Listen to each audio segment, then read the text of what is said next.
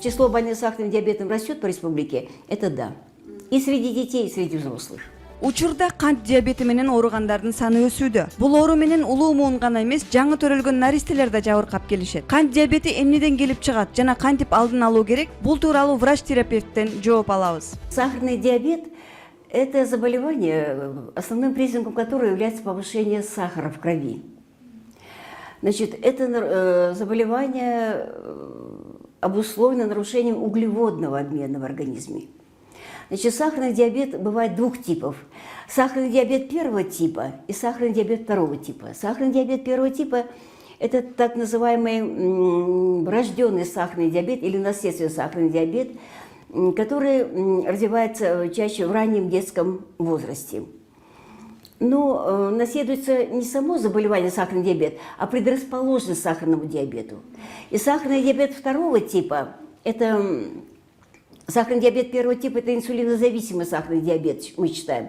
Когда бета-клетки островков Лангер-Ганса поджелудочной железы не вырабатывают инсулин. И возникает абсолютный дефицит инсулина. Если нет инсулина в организме, то клетки испытывают… глюкоза не усваивается клетками. А вот сахарный диабет второго типа, он развивается в более зрелом, пожилом возрасте чаще. И одним из факторов развития сахарного диабета второго типа является ожирение, лишний вес. Это один из главных серьезных факторов развития сахарного диабета второго типа. Мы еще называем его инсулинонезависимый сахарный диабет. Развивается инсулинорезистентность. Что такое инсулинорезистентность? То есть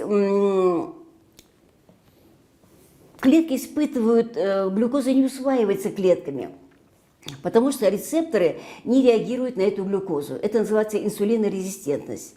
В развитии сахарного диабета второго типа большое значение имеет, вот я сказала, это ожирение и вообще образ жизни. Ну, вообще статистика по сахарному диабету такая, что во всем мире растет заболеваемость сахарным диабетом, в том числе у нас.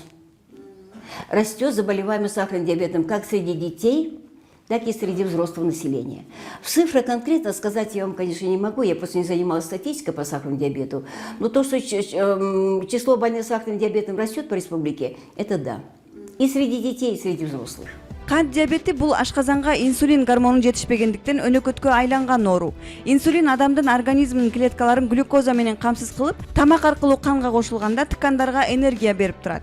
Инсулин жетишпегенде кандагы глюкоза көбөйүп кетет. Бул гипергликемия деп аталат. Гипергликемия адамдын организминдеги бардык системдер үчүн өтө кооптуу. Сахарный диабет көбөйүп кеткенде, он, во-первых, будет натощак больше 6, а через 2 часа после приема пищи больше 11 миллимоль на литр.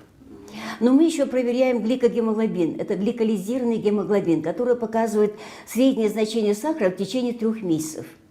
Учай до конкурсу поет-то? Гликолизированный гемоглобин.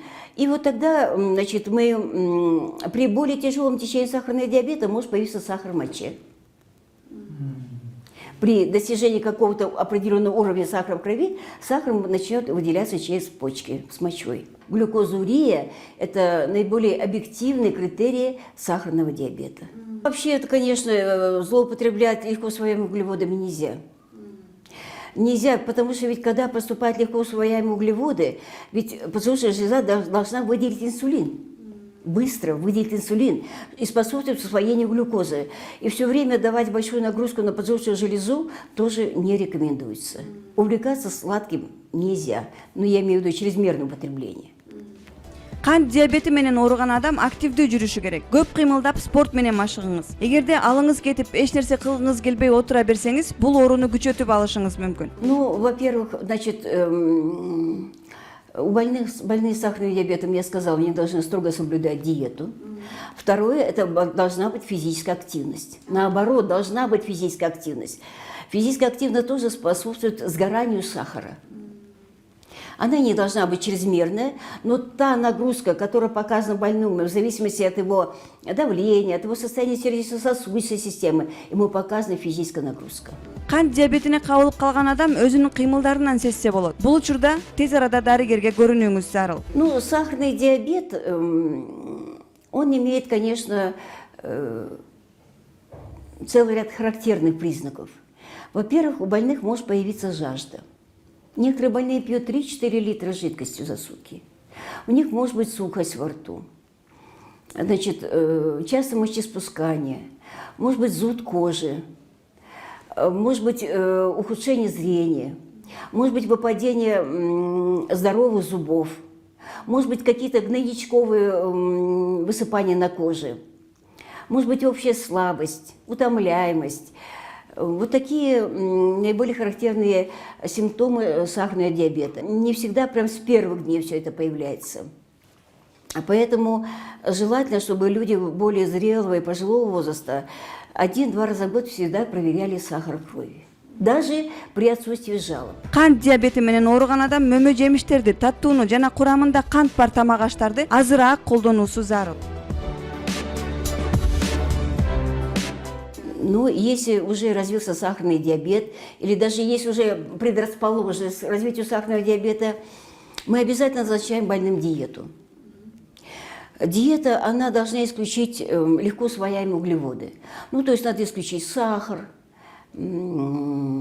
печенье, там, конфеты, варенье, белый хлеб. Нельзя банан, виноград, дыню. То есть те продукты, где много очень быстро, легко усвояемых углеводов.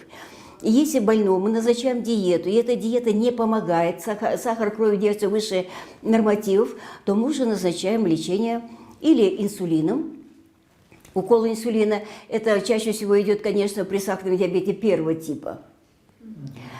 А при сахарном диабете второго типа мы назначаем лечение пероральными сахароснижающими таблетками. Есть специальные таблетки. Сахарный диабет – это такое заболевание, которое способствует развитию, то есть идет поражение многих органов и систем при сахарном диабете. Очень рано развивается атеросклероз у них. У них может быть повышение артериального давления.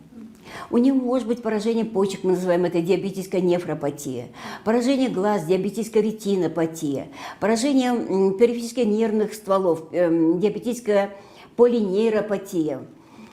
И поэтому тут надо очень дифференцированно подходить к больному сахарным диабетом, учитывать вот это все сопутствующие поражения, которые происходят при сахарном диабете. Очень многие больные сахарным диабетом за счет раннего развития атеросклероза, артериальной гипертензии, у них часто бывает инфаркт, инсульт.